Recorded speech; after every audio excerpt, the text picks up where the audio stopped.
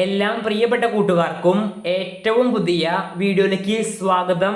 KEAM 2025 rank list സംബന്ധിച്ച് കൂടുതൽ അപ്ഡേറ്റുകൾ വന്നിട്ടുണ്ട്. വീഡിയോയിലേക്ക് പോകുന്നതിന് മുൻപ് ഇതുപോലെയുള്ള അപ്ഡേറ്റുകൾ യഥാസമയം നിങ്ങളുടെ ഫോണുകളിലേക്ക് ലഭിക്കുവാൻ ഇപ്പോൾ തന്നെ ചാനൽ സബ്സ്ക്രൈബ് ചെയ്ത് വച്ചേക്കുക. അപ്പോൾ നമുക്ക് നേരെ വീഡിയോയിലേക്ക് പോകാം. കീം 2025 റാങ്ക് ലിസ്റ്റ് ഇന്ന് ഹൈക്കോടതി റദ്ദാക്കിയിരുന്നു.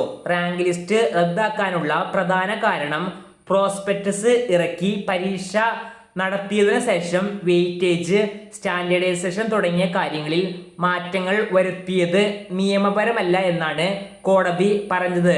റാങ്ക് ലിസ്റ്റ് സംബന്ധിച്ച് കൂടുതൽ വിവരങ്ങളിലേക്ക് പോകുന്നതിന് മുൻപ് നിങ്ങൾക്ക് വളരെ ഉപകാരപ്രദമായ ഒരു വാട്സപ്പ് ബോട്ട് പരിചയപ്പെടുത്താം.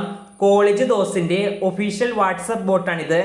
ഇതിൽ കേരളത്തിലെ ഓരോ കോളേജുകളിൽ എത്ര റാങ്ക് വച്ച് അഡ്മിഷൻ ലഭിക്കുമെന്നും ഏറ്റവും കുറഞ്ഞ ഫീസിൽ അഡ്മിഷൻ ലഭിക്കുവാൻ സാധ്യതയുള്ള കോളേജുകളുടെ ലിസ്റ്റും നൽകിയിട്ടുണ്ട്.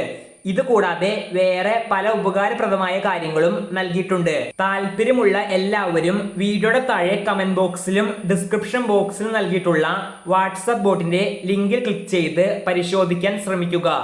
കോടതിയുടെ ഉത്തരവിൽ പറയുന്നത് പുതിയൊരു റാങ്ക് ലിസ്റ്റ് പ്രോസ്പെക്ടസിൽ പറയുന്നത് പോലെ തന്നെ ആ ക്രമത്തിൽ പ്രഖ്യാപിക്കണമെന്നാണ്.